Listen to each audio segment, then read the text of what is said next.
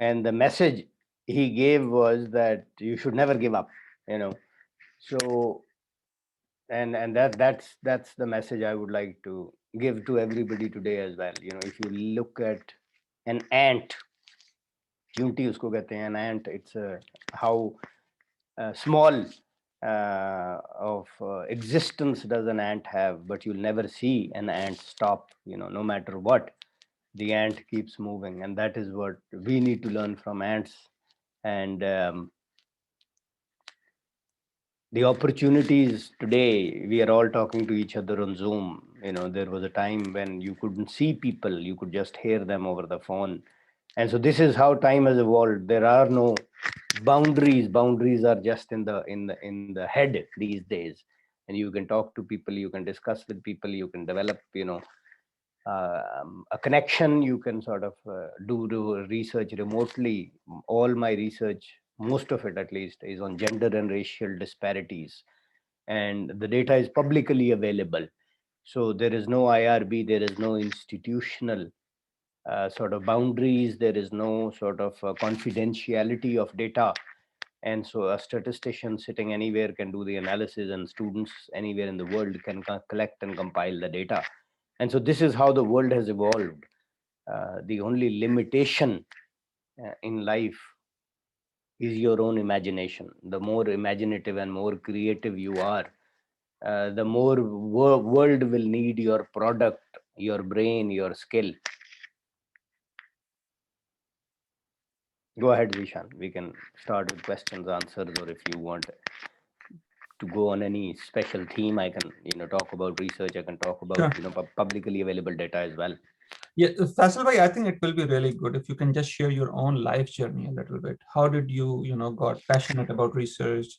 What are the stumbles? What are the blocks? How did you come across? So that I believe that will be a really good experience. And then we'll So, take the answers. Thank you. so I went from Pakistan to Dublin, Ireland, and what I saw was that people in Ireland would do research, and they used it as a stepping stone to get to a consultant position or to a specialist registrar position, which is equivalent of residency in Canada and in US. So that was their aim and their goal. And after that, achieving that goal, they sort of, majority of them, you know, and if you look at professionals, till the time they are striving and they are struggling and they are sort of achieving, they are happy. But once they achieve their goal of getting a board certification and getting a attending position or going into private practice, majority of them are not happy, because they thought that, you know, after doing the board certification, after getting a certain job, after getting a certain position, life should be easy, everything should fall in place. That's not the case. Life will always have different set of challenges at different stages and different age. And so when I moved to Boston, I was at Harvard at Beth Israel, you know, I saw a different frame of mind. You know, people would do research to make the world a better place. People would do research to change, to create change, to be change makers. And those people were not maybe content, but they were sort of happy with their life, and they were happy with their accomplishments, and they continue to grow. So that is where I actually started real research. And then whenever I changed institution, first I was doing cardiovascular research, and then I went to Emory University, where I did an MBA as well. And I was at Beth Israel, I was doing cardiovascular research. At Emory, I was doing trauma research. And so whenever I would change the institution, the institutional strength would be different. And so focus of my research, in order to align it with the institution, would also have to change. And when I came to UBC in Vancouver, Canada, I said to myself that, you know, this cannot be, this is not sustainable.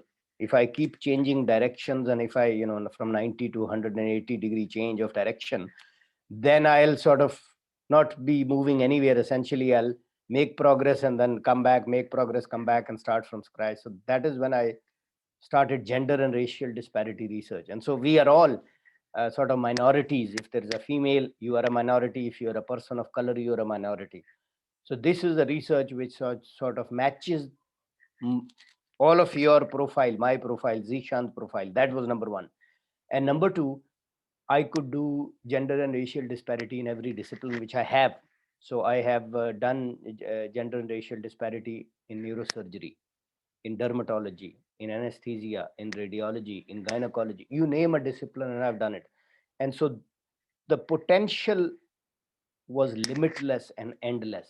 Last year in 2020, due to COVID, when majority of the people couldn't do research because patients could not be recruited, everything stopped. IRB, ethics approval, institutional, everything was delayed and stopped. Because my research does not need an ethics approval, and because it does not need patients recruitment, last year I published 52 manuscripts, one a week, one a week. And so yes, of course there were challenges, but we still made it. And so last year was the most productive year.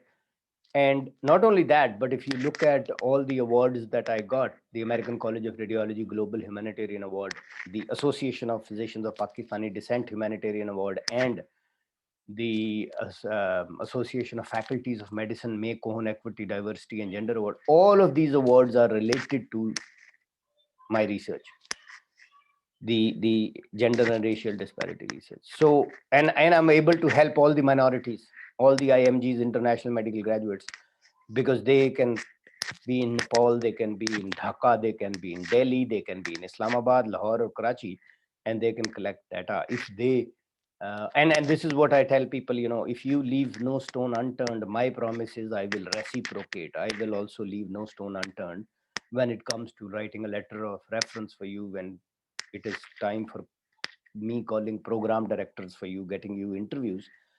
And but I'm going to also request you that none of us is sort of naive. So when somebody is cutting corners, Zishan will know, I will know. We've done enough research, we've mentored thousands of students.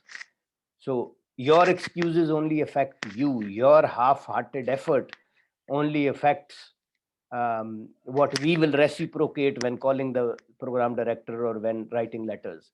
So every year I mentor almost 100 international medical graduates, and majority of them match in spite of low scores, in spite of having an attempt sometimes, in spite of being older graduates.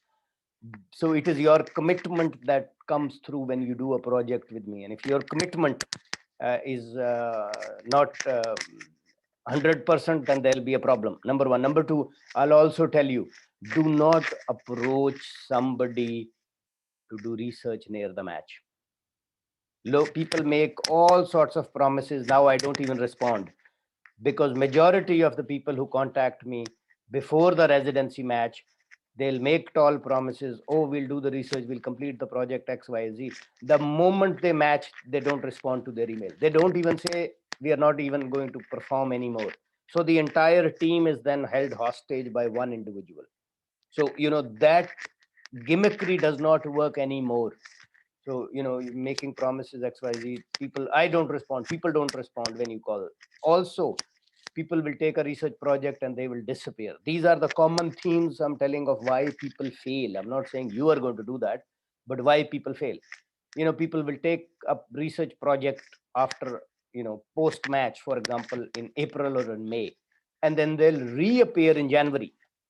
All this time they will disappear, they will not respond to their email, there will be no progress report of the project, and then they'll appear in January asking, oh, can you please get me interviews, can you please, you know, or maybe before the letter is uploaded in end of August or September, and then they'll say, oh, now we'll work, please give us a letter. You're only wasting your time. That half-hearted effort is never going to ensure that your mentor leaves no stone unturned. Because as a mentor, if I am mentoring 80, 90, or 100 people, I am going to make my entire effort for those who fulfilled the promise, who I see will not create problems for the next mentor like they did for me. I am not going to hand over a set of problems to people who I know, who are my friends, for example, in psychiatry program directors, or surgery program directors, or medicine program directors. Because if you and the best way to look for a mentor or look for a mentor's credentials are go onto the internet, search them. Go to the PubMed, search them. People often ask me how to look for a mentor. How do we know that a mentor is a good mentor, sincere mentor, a mentor who's created successes in the past? It's publicly available. Go to the PubMed, look at the author list, look at the collaborators. For example, on my neurosurgery project, I've got neurosurgery department chairs and program directors. On my psychiatry manuscripts, I've got psychiatry program directors. Internal medicine projects, I have internal medicine program directors. Now, those are people who, over my career, I have made very good and strong relationship with. I am never going to recommend a problematic individual to their residency program, because then I'm losing a friend for life. And for what? A person who did not perform with me, I know is not going to perform with somebody else. A person who created problems in my teams is going to reciprocate, because that person is a problem person. That person is the problem. It's not the problems that that person has. That person, him or herself, is a problem. So we can open up. I can continue speaking for the next 24 hours, but I would want to answer questions, clear confusions, and give a message so that the students know that there is hope. There is always that promise of hope, and every year there are hundreds of IMGs from various countries that match. And so you can be easily one of them. But remember, once you reach certain stage or position, always give back to your community. Now, I'm not obliged to help IMGs. It is not part of my job, but I do it, and God gives me even more. Zishan does it, Sadiq Naveed does it. Uh, so, a lot of people sort of give back, and I would request and urge that once you realize your dream, please give back to IMGs, give back to minorities. This is how we'll change the world. This is how we'll make a better world. No, thank you so much, Faisal Bhai, for elaborating on those important. And because a lot of time I have seen people, mentors don't talk about these kind of unprofessional behavior. So I think hearing these things from someone who is so accomplished, that that is not they are delaying the project, it's their loss, it's they are losing it. So thank you for saying it. So we are getting some questions, but just on those lines, you mentioned about why people fail, what people have done. What are the qualities of a good person that you have seen? May have some attempt, may have some low scores, but the professionalism, what are the qualities you have seen that people have had or they developed that really helped them to excel where they were to where they are now? So, first of all, you cannot change anything by continuously reliving the past. Nothing changes by reliving the past. I have an attempt.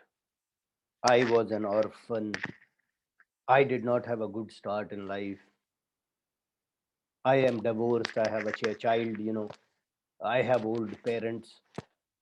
You're not changing anything, and you're not making your situation better. You know, carry your past like a book from which you can learn, and not like a mountain on your shoulders which will continue to crush you. So we've got a choice, right? Everybody has a past. You can carry it like a book in front of you from which you learn the lessons and apply it to the future, or you can carry it like a mountain on your shoulders, but it is only going to slow you down, it is only going to crush you. So that is a choice which every individual has. People who are older graduates, people who have attempts, you can make a better future by looking forward. Whatever mistakes you did in the past, try not to repeat them. We all make mistakes, but we all make new mistakes every day, right? We don't continue making the same mistakes. And so, I've had people, I'll give you an example. So there was a son of a cab driver, and I hired him, and he had no research experience at all. So when I hired him, he told me, he said that your secretary, when she left her office, my interview was after lunch. So she went for lunch for 1 hour. I sat there, I went through the CV of everybody that had applied for the job. That was wrong of him to do that, right? So he went through the CV of everybody and he said, somebody had an MPH, somebody had 10 papers, somebody had 5 papers. I was the only one that had no research experience. Why did you hire me? And I said, I hired you because you were the one that needed it the most, because you had low scores and you had not matched for years. So then that gentleman, I hired him, and we published 46 or 47 manuscripts in 2 years. 2 years. And I invited program directors, internal medicine, psychiatry, and family medicine, because he had low scores, because he was an old graduate. And so ultimately he matched. He matched in family medicine. And I was at that time writing a book, and he wanted to co-author with me because he wanted his profile to get better. So he matched in family medicine. I mentored him for 2 years. After that, he published the book without me. So now, the red flag was when he went through the CV of everybody. But I still gave him the opportunity, still gave him the chance, right?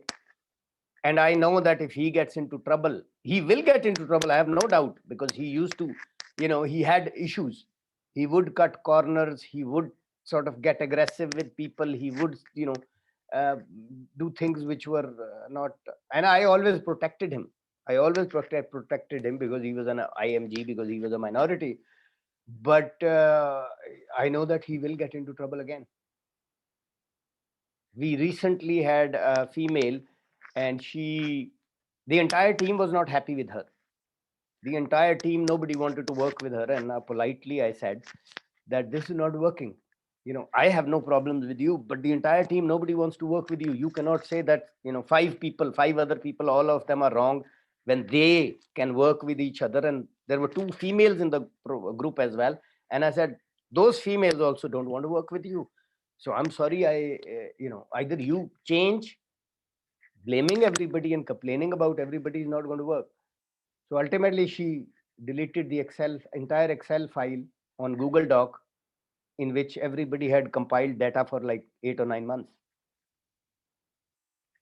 So, now if she asks me for a letter of reference, am I ever going to give a letter of reference to her? Am I ever going to ask a program director to hire somebody like that? Right? Rather than changing herself, what did she do? She sabotaged herself even more. That data collection, the students will do it again. It wasn't a confidential data. It wasn't patient related data. So don't do these things. When you are in a team, when you are approaching somebody, people will write nasty emails. I had a student from Buffalo University was doing a research project there, IMG. So he wrote from the official email of Buffalo University. This is, people don't think, they think, I write from an official institutional email, I'll get a response. I said, that's fine, let's do a research project. So I assigned him a team, and he never participated. And just before the match, he says, oh, please get me an interview. I said, what about your performance? He said, if you get me the residency, then I'll work. I said, are you trying to blackmail me, hold me hostage? That if I get you into residency, you'll start work. It doesn't work like that. Which world are you living? You're actually in US, you are at Buffalo University, you are doing research, you should know how things work. So this blackmailing of, IMG, person of color, please help me, or, I'll only work if you get me into residency. I don't need your work. So ultimately, he wrote me a nasty email, abusive email.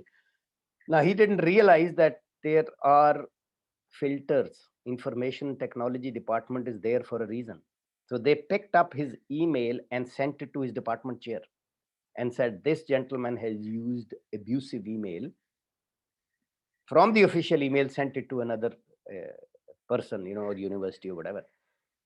So the chairman sent me an email and said, I want to understand this. How do you mentor people that you've never met?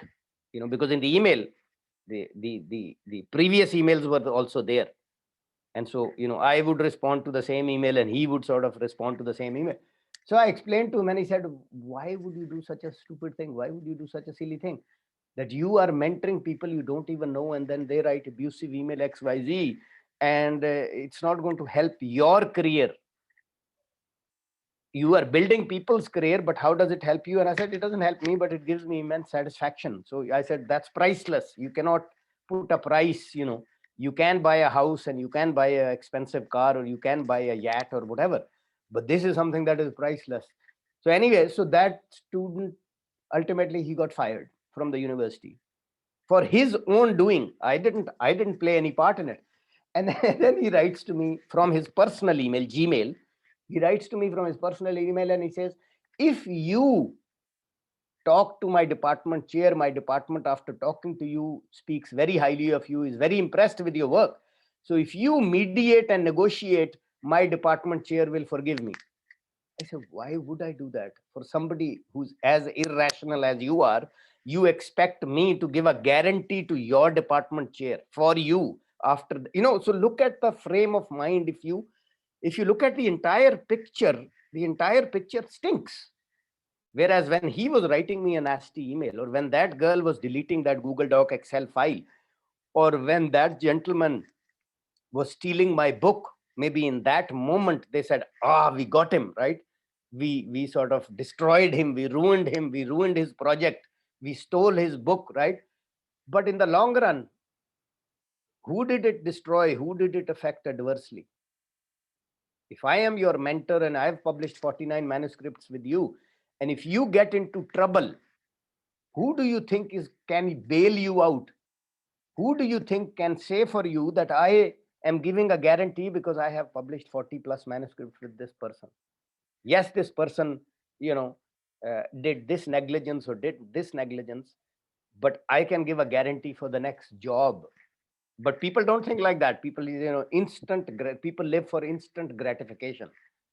Anyway, I have many stories, man, for the last 20 years. So I'll stop. Ji Faisal bhai, we have a couple of questions, but one thing I would really want to appreciate what you're saying, because as a applicant, they may be thinking their own mind, but hearing from the other person mind who is observing those people, or how this small in their mind they are being smart, but how it is perceived as a mentor, or how so I feel I'm a psychiatrist. I mean, without even that, I think it's a really powerful, the narrative that you are sharing, that these small things, they may have been working so hard for years, but they finally realize, I can be smart, I can. And but how these perceive from a mentor level, and how it can perceive, as you mentioned, that if someone is doing research for so many years, you cannot just think if they are nice or if they are kind, they are dumb people. So thank you for sharing those words. I mean, very out loud. I'm really appreciated. So I will go over the question that I just want to appreciate. And please, giving these examples, these are very practical examples. And I will really appreciate, because it's good to hear these things, because then we will be mindful. So questions we have. I will also, Yes. Zishan, I'll also like to add, I'll like to add, when I was in Dublin, Ireland, I helped hundreds of IMGs. At Harvard, I did the same. At Emory, I did the same. But whenever an individual cheated, lied, stole, did something like this, that department would never hire a person of that country again. So you are actually ruining the reputation and opportunities for everybody from your country that will follow. So I remember they would say, not a Pakistani again, not a XYZ, whatever country. I'm not naming any other country, just named Pakistan because I'm from Pakistan. But honestly, they would say not another individual from that country, and it would spread to the entire university, not just one department. So if somebody did a project that was not the purview of the IRB or ethics approval, and they went outside it and did something, or somebody stole a project, or somebody fought over something XYZ, they would not hire or recruit another person from the entire country. So I hear this, that Pakistanis cannot get into such position, Pakistanis do not get shortlisted for such positions. It is not the fault of the institution, and it is not the fault of the recruiter. It is the fault of an individual that gave a bad name to entire nation or entire physician cohort from that country. Sorry, go ahead. No, thank you so much, Faisal bhai. And just want to read some comment and then I will ask question. People are saying these are eye-opener examples and I vouch for it. These are really eye-opener example that what you gave. So let me just go over with questions. I will encourage everyone if they can unmute and I would like to ask the questions. But for now, we have two related questions from Abrar, how to start research, and then from Abir, how can get involved in research project. Ji Faisal bhai. Sorry, your voice was not I'm sorry. audible Okay. for a while. So how to start a research and how can get involved in research project? Those are two related questions. So always, I would say, begin with the end in mind. Begin with the end in mind. What is the end goal? Life is like mountain climbing. A mountain climber physically goes forward, but mentally comes backwards. So in the mind of a mountain climber, the entire journey is already has taken place and the mountain climber is at the summit. So, don't just talk about research. If your goal is to get into residency, first of all, you've got to find a mentor who has a track record of helping people, who has a track record of giving authorship, whose PubMed profile shows you that that individual has sufficient track record of publication every year and also has sufficient connections with program directors. So that is where you start, because you don't want to work with somebody who publishes one manuscript every 2 years. Then your project will be published in 2 years, right? That's not productivity. That's number one. Number two, you don't want to publish with somebody who Sadiq knows that we had somebody who would charge $100 per student or $200 per student and had 25 authors on every case report. So don't go for that person. Don't make that person your mentor. So you want to get into residency, start from that, and then align everything to where you are and see. Find a mentor who has a track record. Find a mentor who publishes a lot. Find a mentor who has a lot of connections, and then try and get into a research that does not, if you are an IMG and you are not working at that institution, then you should find a project that has publicly available data. It could be a gender racial disparity project. It could be a project from AAMC, American Association of Medical Colleges data. It could be a project on NIH grant funding data. It could be a meta-analysis. It could be a systematic review. But don't do things just for the sake of doing them. If you are going to do a systematic review or meta-analysis, it's a lot of work. Make sure that you conduct that systematic review or meta-analysis in something that you can talk about in your interview. So again, always keep residency in mind. I'll give you an example. I get a lot of IMGs here in Canada, and the good thing about Canada is I can get all their entrance exams exempted. So MCCQE, MCCEE exams, I get them exempted, and they only have to do the English language exam, TOEFL or IELTS, and they can get a limited educational license. So I can train them in radiology for 3 years. So we had a girl from Pakistan, and she actually now two, both are assistant professors on educational license. So one was from Egypt and one was from Pakistan. And now both are in University of Toronto. So they did gender and racial disparity research with me. So they go into the interview for assistant professor, and their entire interview is based on gender and racial disparity research. No other questions was asked. They were not even asked, when do you plan to do the exams? The MCCEE, MCCQE, they were on an educational. So the University of Toronto radiology head tells them both. He says, you both are females.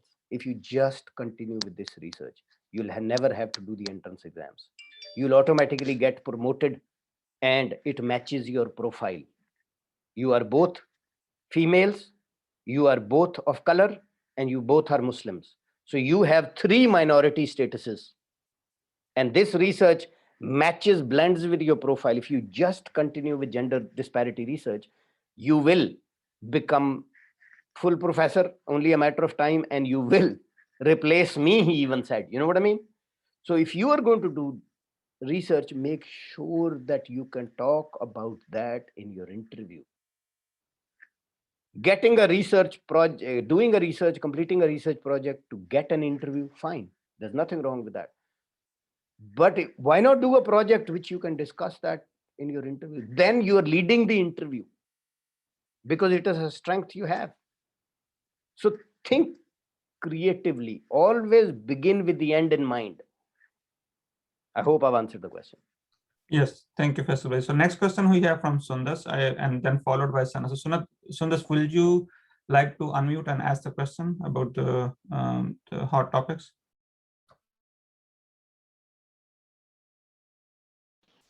Assalamualaikum everyone. My name is Sundar Sapoor and I have a question for Dr. Khosa, and that is, what are the hot topics for research in USA and Canada both? Because I'm a Canadian, I live in Canada, but I'm interested to do a residency in USA, so both countries work for me. So what are the hot topics in research in the coming 3 to 4 to 5 years? So we can focus on them from right now, and then we can be in a better position to apply for a residency after 2 or 3 years.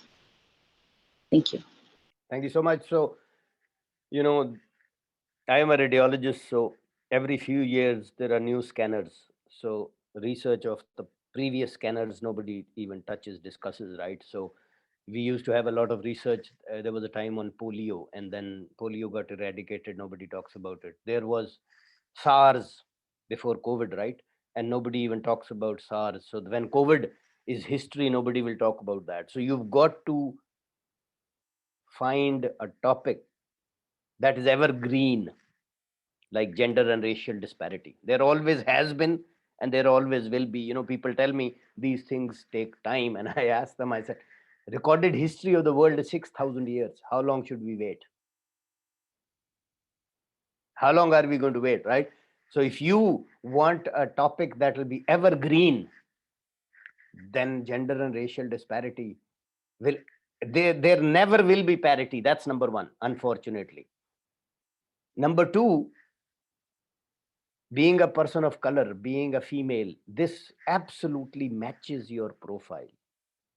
So, you know, you can do research on a medication, you can do research on a technology, you can do research on a disease, but it's only a matter of time. There'll be a new medicine, there'll be a new technology, you know, and so your research will not be quoted and not be cited.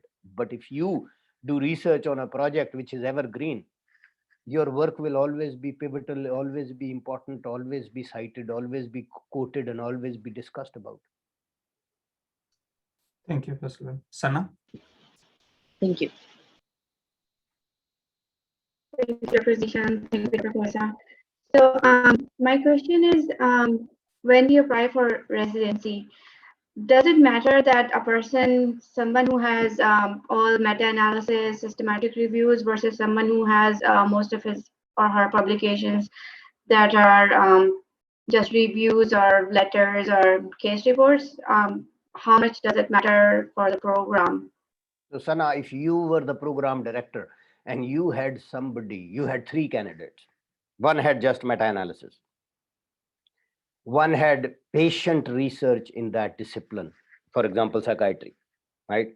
And the third one was a female minority and had gender and racial disparity research. How would you rank the 3?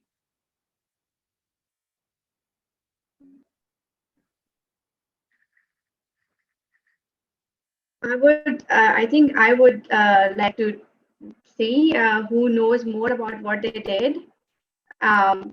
So maybe that's something that's how I will rank them. Like if the person who has done gender disparity, if Okay, she's knowledgeable. all 3 know equally about their project. How would you rank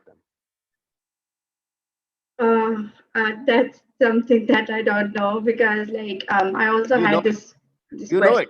You know it. Wait. Let's deconstruct it. You are a psychiatry program director.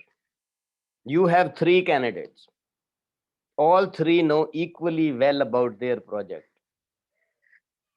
One has done psychiatry specific patient related research. The second one is a female minority who's done gender and racial disparity research. The third one has only meta-analysis.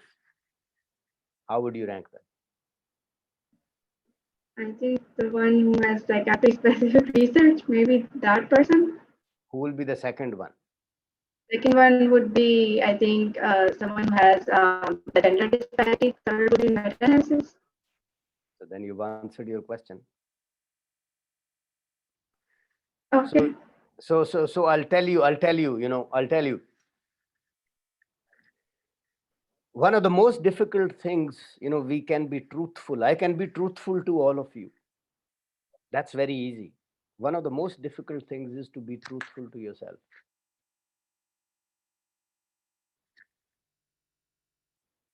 If you can do that, life is easy.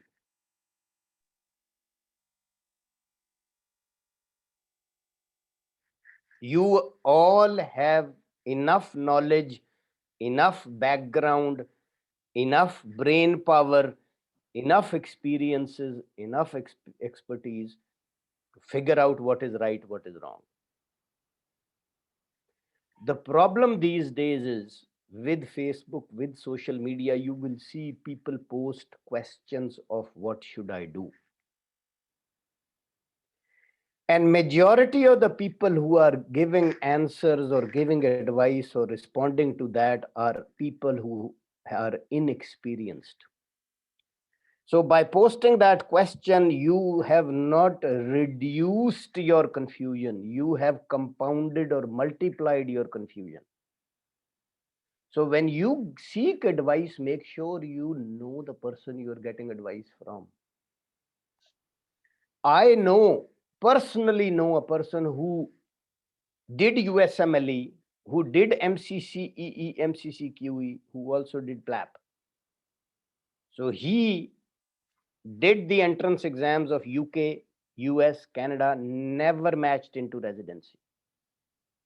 And that gentleman used to give advice and respond to everybody's questions. And the reason I knew that person was because he would every 3, 4, 5 months send me his CV and ask me to help him get into residency. So I had seen his name and he had a unique name. And I had seen his CV so many times that I remembered him. So he would give detailed advice to everybody. And one day I was giving advice on Canada. So he sort of started interjecting and repeatedly giving wrong advice. So I just asked him a question. I said, I posted my university profile and I said, this is the basis of which I give advice, because I have practiced in Europe, I have practiced in US, I've practiced in Canada. So I have personally gone through all the steps for these 3 countries. I said, can you please tell me what is the basis of you giving the advice and contradicting my advice? So instead of his own profile, he started posting profile of other people that he knew in Canada, in US, in Europe. I said, I'm asking about your profile because you are giving advice and contradicting my advice. And believe me, people would agree with him more than people would agree with me. So they started bashing me. So now you will never see me post any advice on Facebook to any question. Sometimes people tag me as well. Can you please respond? I don't, because I don't want to be insulted or bashed unnecessarily. And all you have to do is just go and Google that person's name and you'll know that person's profile. But because we want to hear what, we want to confirm our biases, we want to hear what we like rather than what will help us, we start following such people's advice who have no experience, no expertise. They may be very good at heart, they may have good intentions, but remember, the road to hell is also paved with good intentions. I hope I've answered the question. Wow. Amazing. Thank you. So we have the next question. Faisal, just to alarm you, I'm taking a lot of notes, a lot of quotation that you're sharing. So when all those questions are gone, I will ask all those questions because I need a lot of help. So thank you. So next question we have from Munaim Siddiqui. I apologize if I am not correcting the the pronunciation of the name. Munaim, would you like to go ahead and ask the question?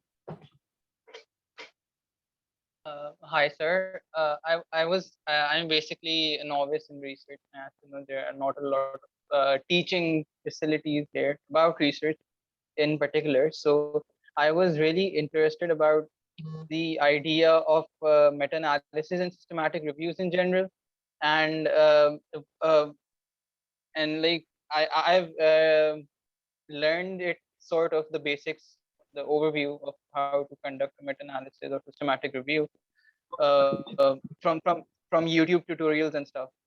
But the problem is, like, when I actually start to think of topics and like when it gets into practice, it's never enough. Like sometimes I have problems with the rationale. Sometimes I get hiccups in the process. And Prisma and Amstar are guidelines that do not really explain the process in detail. So what is there any book or any course that you would recommend that I should follow, or a mentor preferably? So I can guarantee you that I can get answers out of each one of you for all the questions that you're asking. I can guarantee you, if I was one-to-one, I don't want in front of everybody, but I can promise you that every person that has asked me a question up till now, I can make them answer their own question. So when you talk about meta-analysis, Warren Buffett, the second richest man in the world, was asked that before he started getting into stocks, and it was considered gambling. So nobody ever wins in gambling. So he was asked, how did he convert what was considered gambling into a science, which is now number one investing in the world? And he famously said, be greedy when people are careful, and be careful when people are greedy. So now that everybody is trying to do meta-analysis and everybody's CV is full of meta-analysis and systematic reviews, I, as a program director, when I get 10 people with meta-analysis and systematic reviews, and I get 2 people whose research is different, it could be gender racial disparity or it could be patient-centered research, who am I going to prefer? Who am I going to shortlist for interviews? So those 10 people that have done the exact same systematic reviews and meta-analysis are actually cutting each other short, right? So now that I see everybody is trying to do the exact same thing, then how do you expect to stand apart? Because ultimately your goal, of course, is publishing and doing research, but ultimately your ultimate goal is to get shortlisted to match into residency, to get an interview where you can talk about your strengths, where you can describe your research, where you are asked to describe your journey, right? Because that one strength should help you in successive layers of matching into residency, that entire process. I hope I've answered your question. Dr. Sadiq he wants to ask something or say something. Yes, Sadiq. Thank you, sir. So I think I'm going to answer a couple of questions in one answer. So, when we talk about systematic review and meta-analysis, it's just methodology of doing research, right? It's not somewhere, you can develop your expertise around that area and become that person who, if your interest is purely in research methodology. But if you are going to work in a clinical field, and like Sundas was asking that, what topic should I pick? I don't know. My interests are different. Your interests might be different. So you pick what you feel like you need to do. And then you can see, for example, in depression, how long we have been teaching and learning about depression for many, many years. But as, we are progressing, all the technologies are changing. Like, machine analysis has been more recently mapping of intervention on depression, artificial intelligence in depression. So you can change your methodology. You can also pick a topic like Faisal Bhai was mentioning on disparities. You can also mention on some social aspect and kind of build your work on that. So yeah, I also think the focus should not be the residency. You gonna get residency, you guys gonna get publications eventually. Purpose should be to advance your knowledge and advance the knowledge of the community that you are working in. So if you have that goal, you can kind of try to continue to refine your knowledge and the existing knowledge in the field around that topic. So pick a topic that resonates with you. It can be anything. It can be more than 2 to 3 interests that you want to be interested in. As far as specific, Monem, if I'm pronouncing your name right, as far as specific, about methodology, about systematic review and, meta-analysis, every step that you're going to do is, you're going to have barriers, right? So first you need to know about your topic, and and that's where mentors can help you, people who have an area of interest in the field. And as you will sophisticate your work, your mentors may gonna be elevated, in the field. So you can reach out to them about, okay, this is something I want to do, and is that, what do you think? And they can provide you a little bit more feedback on that topic. Then you can deconstruct the whole systematic review. Okay, you're gonna do a protocol registration. How does that happen? How do you develop a research question? How do you set up your screening strategy, data extraction, and then and it goes on. So as a mentor, if you're working with someone, if you I'm not going to do that work for you, but I can provide you a little bit guidance, and that's where you can reach out. There are certain resources that you can use. Cochrane has modules for systematic review and meta-analysis. For lower middle income countries, they are free. For people who are living in the United States, and you have to pay a cost for them. There is a York handbook, YORK, handbook of systematic review and meta-analysis that you can do.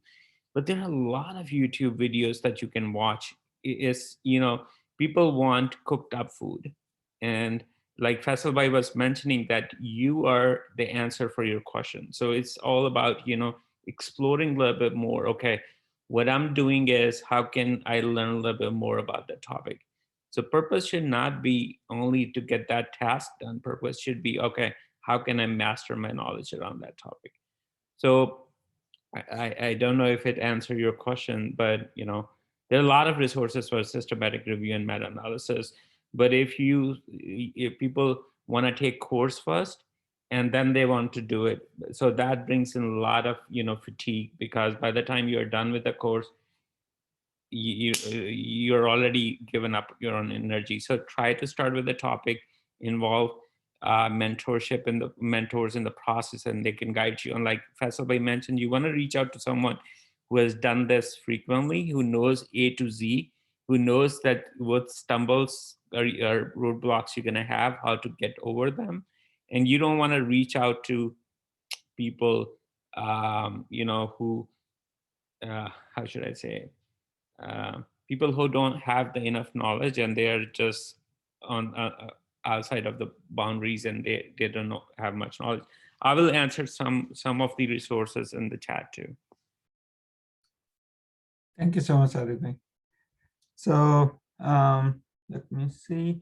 There was one question, I think, directly, that how to contact you. I think that was referring to you, Kosa, that how to contact, I think from Abrar, I believe, that how to contact. That was very easy. I can make you answer. I can make all of you answer this exact question. You will give the perfect answer.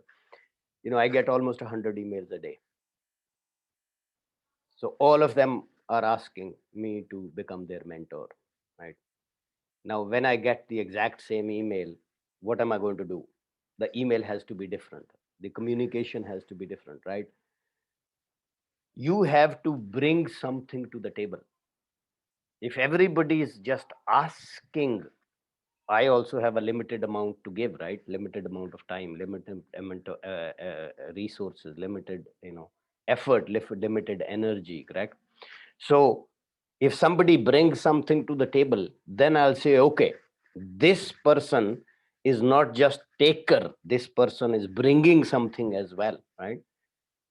So when people write to me, they say, yes, you've done gender and racial disparity research in XYZ, whatever, neurosurgery or dermatology or gynecology or psychiatry, and that sort of matches our interest, right? But how do you prove your interest in that? You've got to prove it, right? You saw my internet or my publication profile, so that was proof, correct? You saw all the proof, you checked all the boxes. Okay, this is a good mentor, this is a track record, this is connections, this person published 50 manuscripts in 2020, right? So all the criteria that you had in your mind is fulfilled, and that's for your writing to me, right? But you also have to think that I am as much of a human being as you are. So if you had to check boxes before writing an email to me, there are certain boxes I'll also need to check before I respond to you, correct? So exactly when you are writing to a mentor, think like a mentor. When you're writing to a program director, think like a program director. That is when you'll get a favorable response. It's very, very straightforward and simple. I write to people, right? When I write to them, I'll give you an example. So we were doing a project in which I was going to invite a plastic surgeon, a female of color. So I wrote to her and I said, this is my PubMed profile. This is my cell phone. I have noticed that you are interested in gender and race. You are a female of color. The research that I'm conducting, current project in plastic surgery, matches your discipline of interest and your personal profile. Please give me a call if you have any questions before you commit. So I am at the soccer field with my son and I get a text message, is this the right time to call? And I responded and I said, are you this person? She says, yes. I said, please call. So she calls me and she says, why did you contact me? I said, are you a female? She says, yes. Are you a person of color? Yes. Did you deliver this grand round at your university on gender and racial disparity in plastic surgery? She said, yes. She said, oh my God, how much time did you spend searching me and looking at my profile and details XYZ? I said, I did nothing. I just asked my student who wants to match into plastic surgery to find me somebody like you. She said, oh my God, I love that student. How thorough is that student? Please connect me with that student, right? So from going to skeptical about why somebody is offering me an authorship and a research project XYZ, is this person for real? From that, in less than 2-3 minutes of conversation, she says, God, I love that student. Wow, how thorough is that student? So now she is providing feedback. This weekend on Sunday, she said, I'll get back with my feedback on a fully written manuscript. Can you do that? Can you do the same? Do you think what I did was impossible? A stumbling block and a stepping stone, both are pieces of concrete. There's no difference. The only difference is how you use them, whether you want to fall or you want to climb. I hope I've answered the question. I can go on. I have many similar stories. Today we had a research project. So we had a project, leadership gender. I'm reading from my email. Leadership gender disparity in the 50 highest ranking North American universities. Thematic analysis under a theoretical lens. All we did was we took the world ranking of universities, and from the world ranking of universities, we selected the top 50. In those top 50, we said, look at the leadership from the president down to the assistant dean. Look at their pictures, male or female.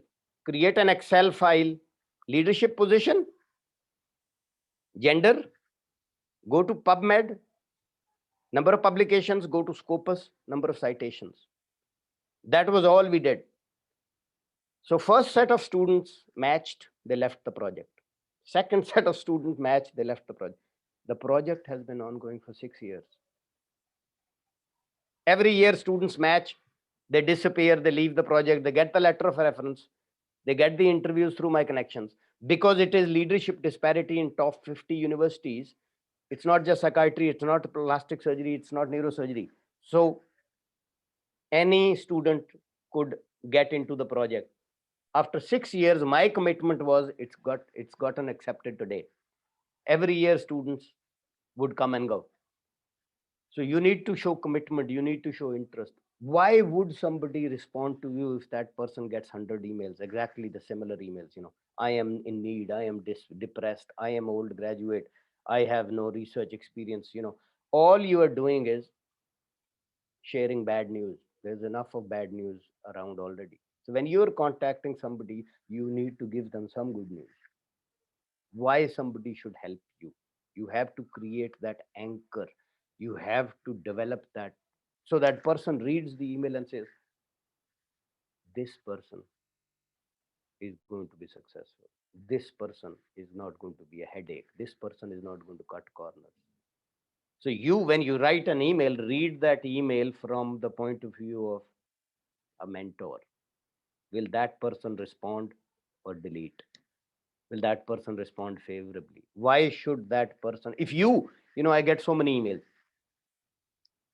and they've described all their shortcomings and all their, so it's like selling a merchandise. If I tell you, buy this phone, oh, by the way, this breaks down, oh, by the way, the battery is outdated, by the way, it does not have a charger, by the way, screen is cracked, right?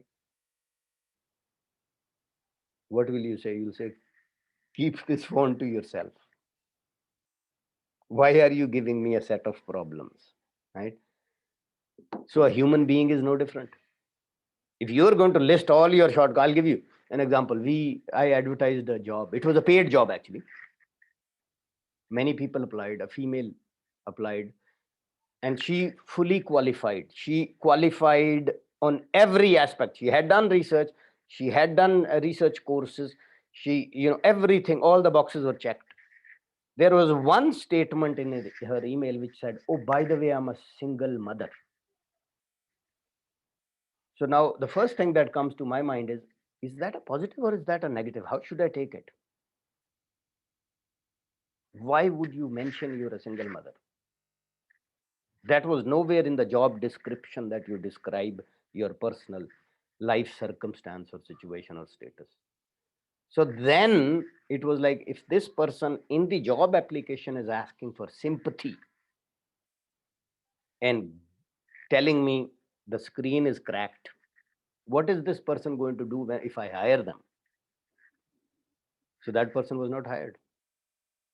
Although that person was the ideal candidate. I hope I've answered the question. Yeah, I think the comments are that everyone is just appreciating, the real life examples and stories, which are very practical and very, as I think someone said, is very eye-opening. So really thankful. And yeah, we already have, we blocked almost hour and a half. I mean, you have covered so much areas. I mean, I can summarize, and maybe if you have some further stories to share, I mean, I can, and then we'll finish. How does that sound, Dr. Kosa?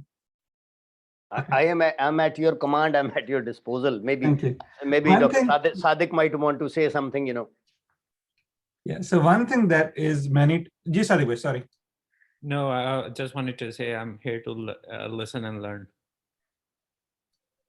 So we all have the same intention. Yes. So one thing that, working with IMG is, that we want to repeat the same mistake, but want to get a different result. So that's common theme, especially I have seen, especially in research, and you have mentioned many times, the story is the one common theme that I got.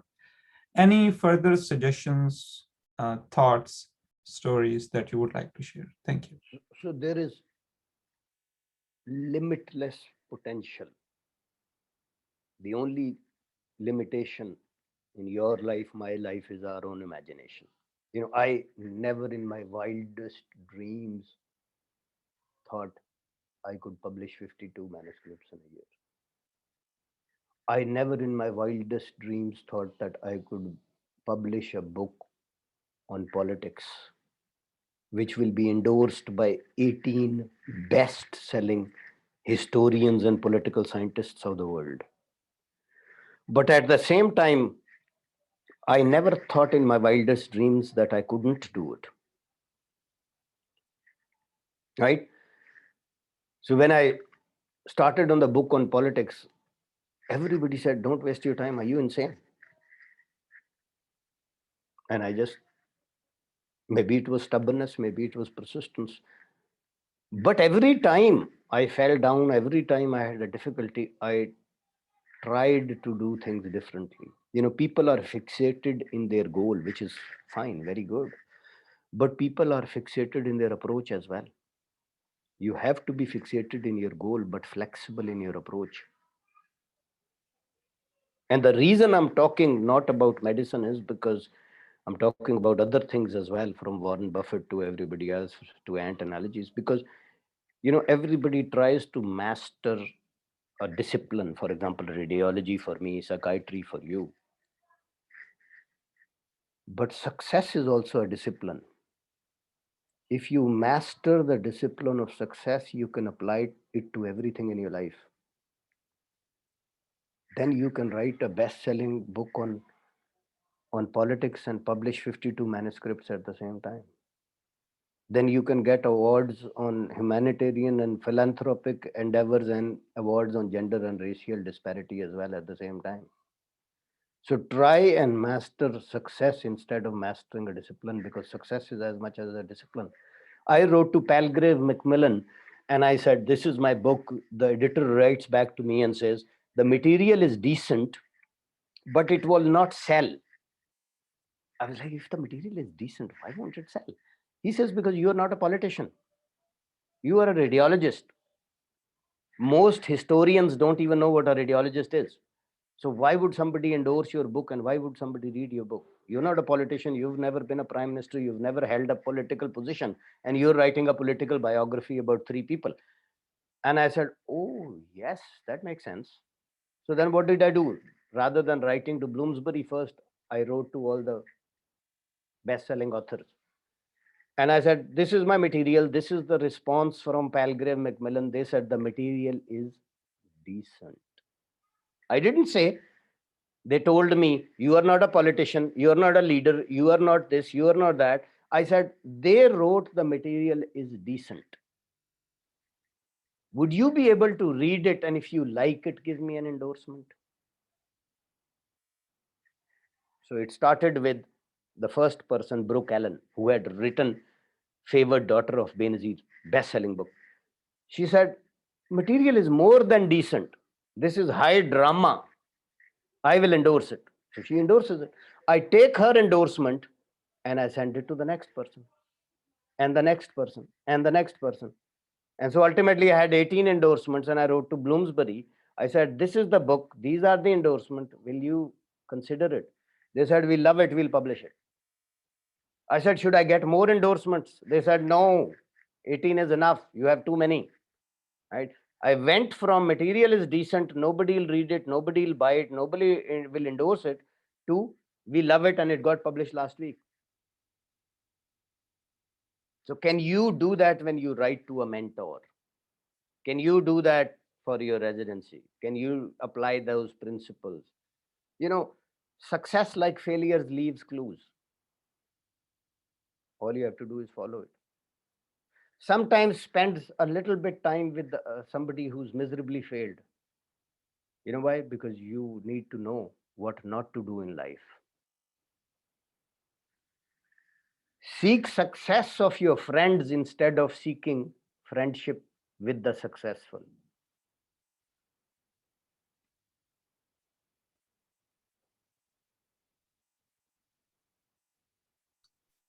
Wow. If you've matched, because your friends that you've spent time with, if they are successful, they'll bring you up. What do? We find a celebrity at Dubai airport and we are taking selfies with them and displaying, it on our Facebook. It's a big achievement, right? Will that celebrity display your picture on their Facebook?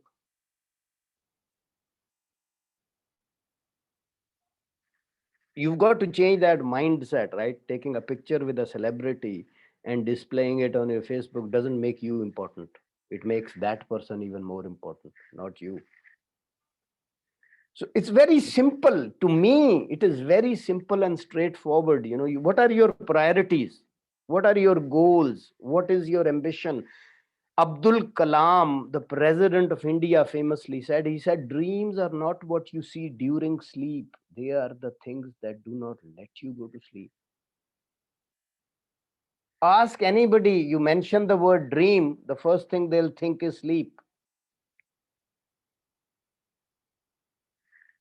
What a beautiful way to put it, right? Dreams are not what you see during sleep. They are the things that do not let you go to sleep. Thank you, Kosabhai. And I think maybe I will take 10 more minutes of you, if that's okay.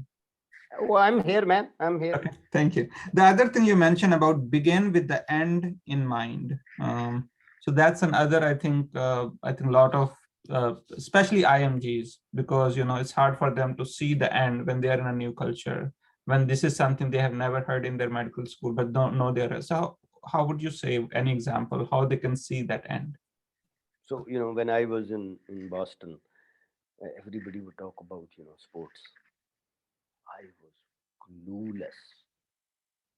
was clueless, right?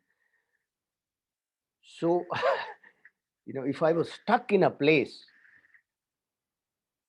where I couldn't leave because somebody had driven me to a place, to a discussion or to a game, watch a game or whatever, rather than sitting quietly and rolling my eyes and appearing to be bored, I would start asking stupid, silly questions.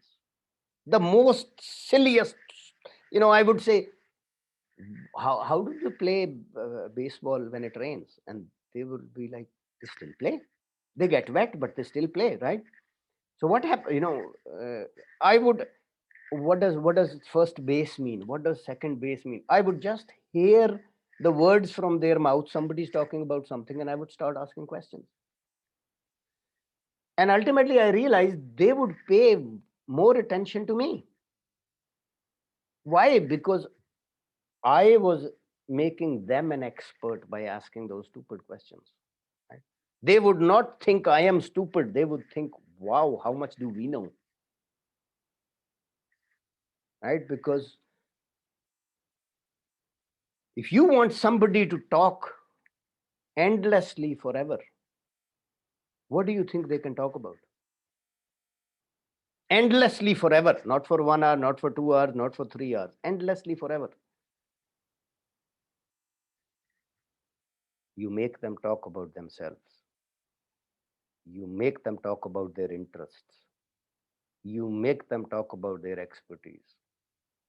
You've just crowned them and made them the king of the world. That is what you have to do. And then, of course, hard work and commitment and resolve and be fixated in your goal, but be flexible in your approach. Success is repeating a few disciplines every day. And failure is also repeating a few disciplines every day. Success is as easy as failure is. Because you've got 24 hours in a day. And you've got to spend those 24 hours. You can spend them in front of a television screen watching movies and entertainment, or you can spend them doing research. Whatever time you have on this planet, you cannot cut that short. You are going to live that. You have 24 hours. How you spend them is your choice. You make it stepping stones or you make it stumbling blocks. The piece of concrete is still the same. It is your choice if you want to fall or you want to climb higher.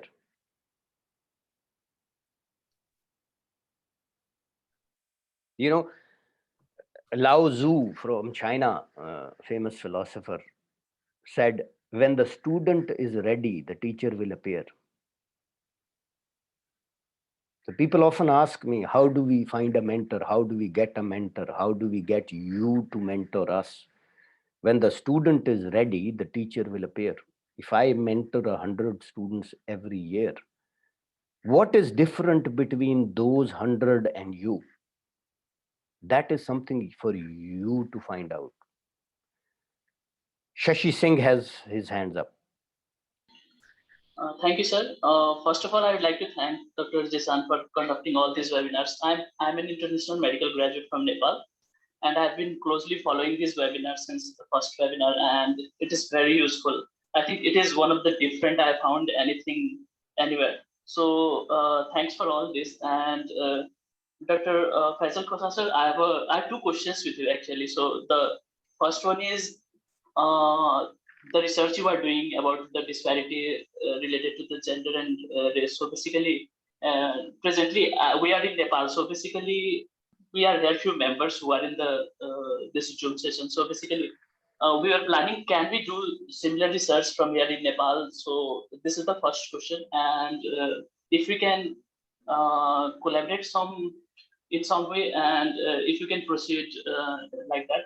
And another question is, basically, I'm aiming for radiology residency in the US, and it has been since 9 months. I was ECFMC certified, and due to the visa issues and all the travel bans, I've been unable to do observership and unable to find a research position. And I think a lot of people are in the same boat at this stage. So basically, what do you suggest regarding finding a research position in radiology in the present COVID situation? Thank you. So first of all, the position that you are in, everybody is in the same position. That's number one. Travel restriction, travel ban, it is for everybody, number one. Number two, you talked about research. As I said, my research is from publicly available data. I am mentoring students from India, Pakistan, Bangladesh, Sri Lanka, all over the world. Anybody sitting anywhere can collect data. But before I sort of, as I gave the example that the girl deleted the entire Excel file because it was on Google Doc. If multiple students are working on a project, it will be a central sort of Google Doc Excel file type of document, right? So before I'll give access to somebody to that file, I have to know that that person will not sabotage. And so before I get somebody involved in research, I have to see some track record of that person's performance, or I have to have some, I get CVs and it says references available on request. Now, first of all, you are requesting an opportunity from that person, whether that is job or research opportunity. You are requesting an opportunity from that person, and you are also requesting that person to request you for references. Does that make any sense? It doesn't make any sense to me that you are requesting me to get you into research, and then you want me to request you to provide names and contact details of your references. So when you send somebody your CV, make sure, and this is what I do, I'll ask my secretary and assistant to check with the references. So if there is, professor such and such of this university and their email is there, I will actually ask my assistant to email those referees about that person before I get them and mentor them remotely. So all my research, all students are doing sitting anywhere in the world. There's no ethics, there's no institutional, and you can check out my research. It's publicly available. Some publications are open access. You can look at the methodology even of what students collect, how they collect it. It's all publicly available. But when you send somebody a CV, it has to mention your referees. It has to mention their contact details. And please be sensible. Please be sensible. Don't make your father your referee. Don't make your mother your referee. And the reason I say that is people have done that. People have done that with me. Last name is the same. All right. Some people send me their publications, and the entire family is the author. The last names are the same. Some people send me their case reports. On a case report, there are 23 authors. So all those things will not make me give you a response. No response, not favorable, not negative, because I'm not going to tell you, you are somebody who's a medical graduate, grown up. I'm not going to tell you what is not expected of you. It is not expected of you that your referees are not mentioned, their email is not mentioned. It is not expected of you to have a case report with 22 authors. I actually said no to a manuscript. So I had worked on a COVID related manuscript, and I extensively edited it, extensive editing of the manuscript. So then the student submits it to a journal, and it has, no, they sent me the final version. They sent me the final version, and it had 18, it was a review paper, it had 18 authors. I politely said, the journal is never going to accept this. No reputable journal will accept this. And in a review paper, why do we have 18? It's not genuine multi-institutional scientific research. Yes, you can have 18, but then you have to have at least 10 different institutions that collaborated on it has to be a society guideline paper or a major patient-based. No, she did not listen. She submitted it. Now the journal sends it to me and says, please confirm you are a co-author. I wrote back to that girl and I said, I am sorry, but I thought I said we cannot have 18 on a review paper. What did I do? I recused myself from the paper and I said, I am sorry, but I am not going to be an author on this. So now what did they do? They wanted a mentor with connections. They wanted to get a publication. They wanted help at the time of interview. All of that I had agreed to do. Now they lost a mentor. I will not help them. I will not be their mentor. They will not be able to use my connections. For what? For having 18 friends on a paper. I had a person who said, this female helped me. Can I have her as a co-author?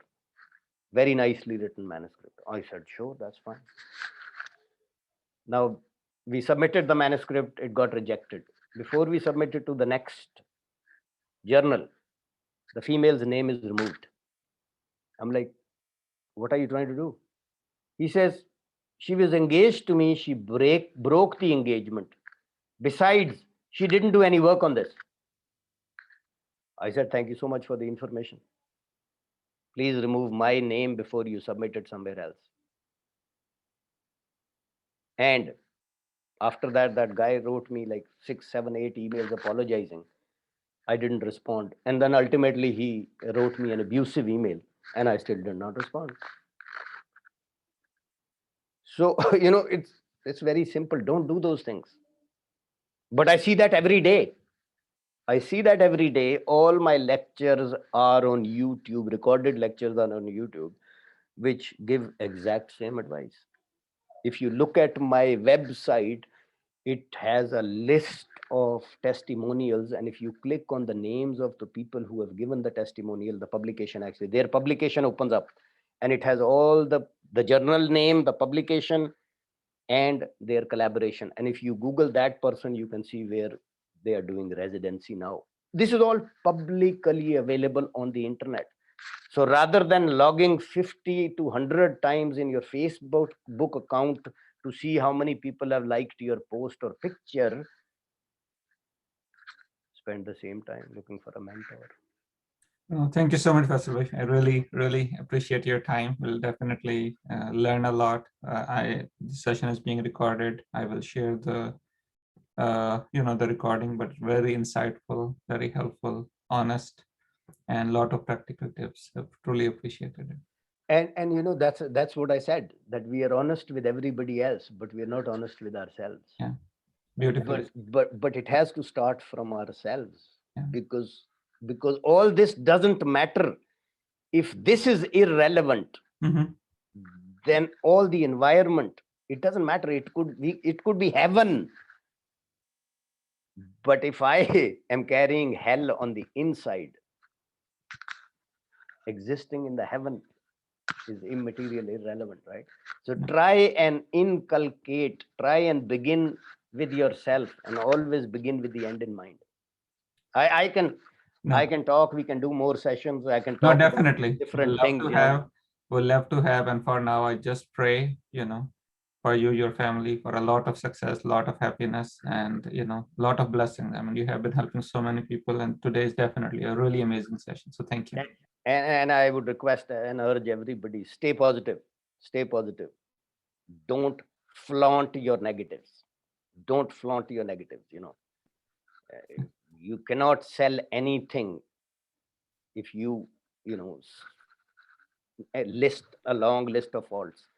And we are all selling ourselves, our skills, our abilities, for people to coach us, mentor us, take us under their wing. So number one, remain positive. Number two, stay truthful to yourself first, and then think about the world. Begin with the end in mind. Opportunities are endless. I wish you all the best of luck, and if I have hurt somebody's feelings, I apologize. I'm sorry, if I did that, but I would be doing disservice if I was not truthful. I have to be truthful. Sometimes I have to be cruel in order to be kind, and I apologize for that. God bless you all. Best of luck. Thank you. Likewise. Thank you so much. Take care. Bye. Thank you so much. Thank you.